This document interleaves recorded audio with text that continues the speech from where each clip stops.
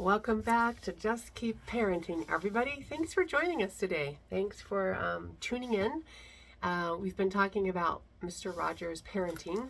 He has a book that's called the Mr. Rogers Parenting Resource Book.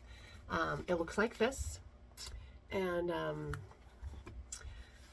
I have appreciated more and more Mr. Rogers and his wisdom in helping us to see children as they are, right?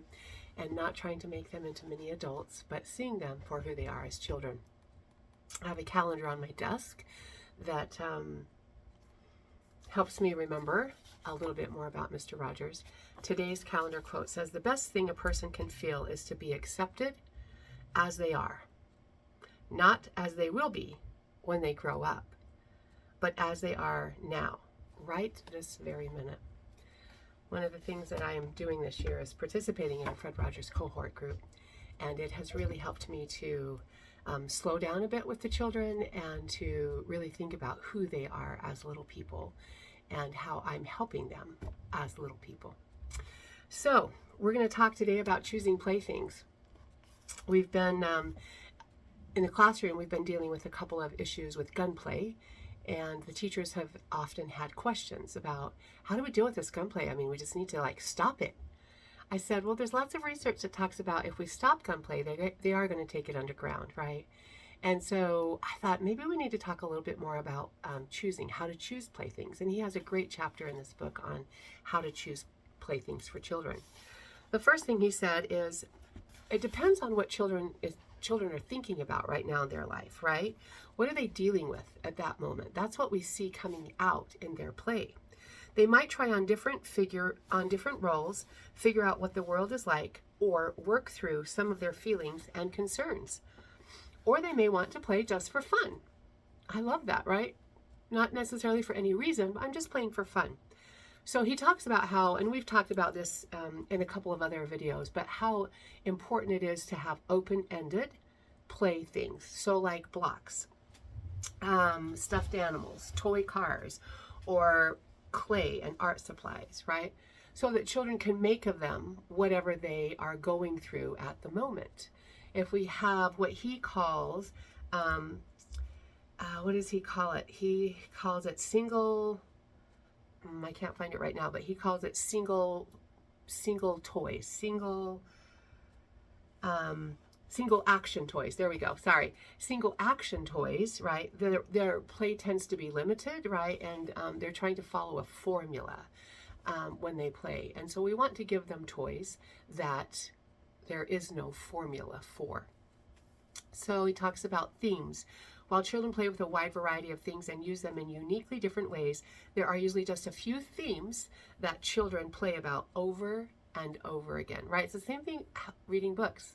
Will you read this book again, Miss Story? And we just read it 2 times. Right now, the kids are really into the book with no pictures. And it's about this time of year that they find that book and they want it read every day. Last week I was sitting on the couch. I read that thing 3 times, like one time right after another. The kids have it memorized. I said, well, you guys read it to me, right? But over and over again. So I love the themes that he's brought up in children's play because I see them every day in the classroom. Going away and coming back, power and control, good guy versus bad guy, nurturing and being nurtured, and chase and rescue. It's hilarious to me that when we have dramatic play and it's a house or sometimes it's a hospital, the children will always, sometimes we have robbers, sometimes we have firefighters, right, that are actually a part of that play. But all of these themes are naturally related, right, to what children are working on in their everyday life. And so when children are playing with having their toy cars go away and come back, right, they may be dealing with the feelings that they have each time their parents go away and come back. And we're dealing with that right now. In the classroom, we have a child who's very nervous about, he can tell time, and he's very nervous about, are my parents going to come back? And so yesterday, as his dad picked him up, I sat down on his level and I said, look, your dad came back. And your dad comes back every day. And sometimes it's your mom that comes back. But they come back every day to pick you up. But that's what he's dealing with right now is, are they going to come back, right? So we talked as just that little triangle, right, of parents and teacher about how we can, what the parents can do, and we've come up with the plan, and what I can do as the supporting role in the classroom. So children are the ones that are left behind, right, and left wondering when and if their parents will return. So as we continue to come back, they learn to trust, and people and cars will return. So also with the toy cars, he talks about how they may be working on self-control. So if they can manage to keep their little toy cars, right, on a track made of blocks or masking tape, right, they can also start to feel that they're able to keep something else within the bounds, their own aggressive urges. I hadn't really thought about that before, right? But as they keep on the track, or as they walk on the balance beam, right, that is also helping them to realize that they can keep those control those urges that they have. If a household is disorganized because of a move to a new home, a child living there might line up all his cars or line up all of their toy cars in a row, needing to create some order, at least with the toys. He talks about stuffed animals and dolls, right? What it feels like to be moms, what it feels like to be fathers who care for babies, prepare meals, and make rules. That's the other thing, right? Is they may be playing because they want power. They see the power, they feel the power and the control that the adult has, and they want that. And so that's one of the most compelling play themes in a classroom, especially during preschool years. Children now realize that grown-ups have power over most things that happen in a family life. When and what to do, when it's okay to play, what's acceptable behavior, and when it's bedtime. Playing about power lets children be in control, at least for the moment. And so they love to play being a grown-up, right? So in our dramatic play area, we have grown-up ties, grown-up briefcases, grown-up suits, and things so that they can pretend to be that grown-up. We have bowls and spoons so they can set the table and tell us what we're going to eat. They like to feel like they have all that power at that point in their life. So they can also feel powerful when they use their playthings to make things happen, right? So we see a lot of building. We have these huge Legos out right now, and they're building, and they love just to knock it down. And we have a rule that they can only knock down what they build. And we've talked about why. And so they understand that because people's hearts get hurt when they've worked hard on something. So if you want to knock it down, you need to build it. And but they love to do that, right? They love to push Play-Doh, right? Just build something and then smash it with Play-Doh, because that's the power that they're feeling, right? They are in control of that, which a lot of preschoolers are not in control in very many ways in their life. And so that's one way that they can do that. Okay, so aggressive toys, right? Unfortunately, many toys are developed with one simplistic message. The way to have power is to have a weapon. And so he talks about how sometimes these aggressive toys are very, they like to use them because they're their fantasies, right? They're filled with having unlimited power and control. And so we really do want to limit guns and swords and water pistols with children, because the clear message that's sent is, I'm going to wipe out the bad guys with force.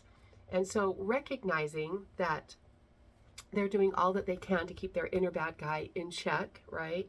It can be very satisfying if they can make sure the bad guy they feel inside is finished off or locked up in jail or in their play. So superheroes are very popular right now, right? Playing about conquering enemies is important because it helps children feel more in control of their natural aggression, right? So when we as parents and as caregivers can see that the children are nervous about it, we have to teach them it's okay, right? If things get too frightening, you have the words to say, oh, I don't want to play anymore, right? And help the children recognize that the monster's growl, right? The alligator's teeth are just pretend. So when children play with pretend guns, it doesn't mean they're likely to grow up and use real ones, right? That's a part of their play because they're trying to be in control. He talks about electronic games, right? And we see a lot of that, right? But recognizing that those toys and games often have limited and repetitive fantasies, right, built into them. And so spending a lot of time on these canned devices means less time spent in rich kind of play that young children need. And so being able to have limits with that, there's a lot of research in the field right now about that. So we have a role as parents, as caregivers of children, right? Offering them toys and times that can be used in all sorts of imaginative, creative ways. Children sense that what we care about their play when we give them quiet time to play alone or with friends with no distractions. I love that piece. So any toy with a little help from a parent, any toy can just expand. So I love how he says, if your child is playing with action figures, you might want to offer an empty box for your child to make into a house or a car for these figures. And then he talks about how sometimes we're concerned because of all the fighting, right, that's going on between toy characters.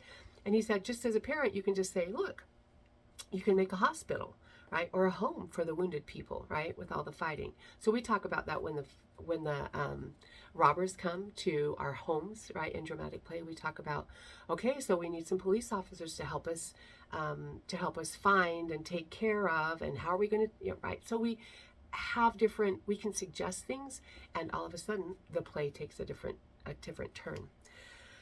So we've got to be careful about the playthings that we offer, right, to our children, and recognize that just because our children are asking for something that they've seen on TV doesn't mean that they really want it or really need it. It's okay for us to have boundaries for that. And then he says, as parents and caregivers, we can be honest and let our children know how we feel about these playthings. In that way, we're letting them know some of the important values of the family to which we belong.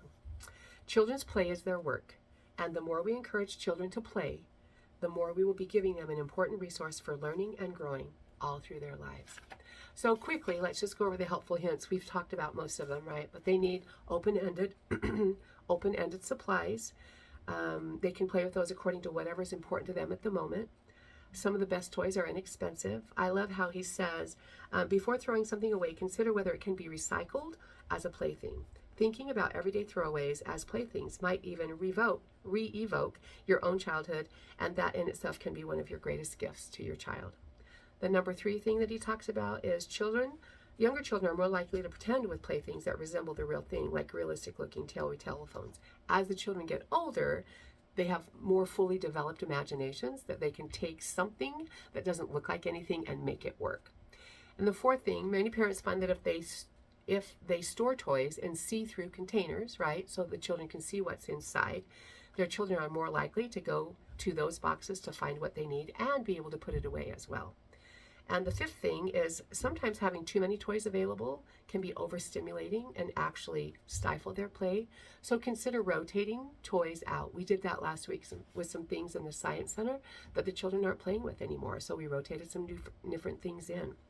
Sometimes other children play about things like monsters or bad guys in ways that are scary for your child. So there again, remind them that they have the power, right, to be able to say, I don't like that kind of play.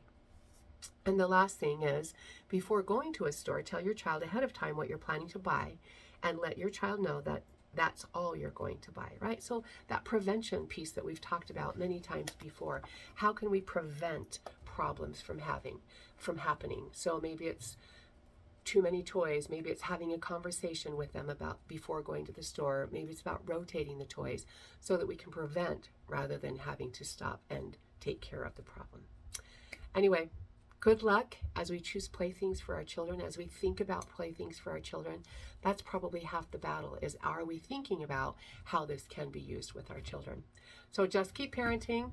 Thank you for joining us, and send it along to somebody if you think they've been struggling with this.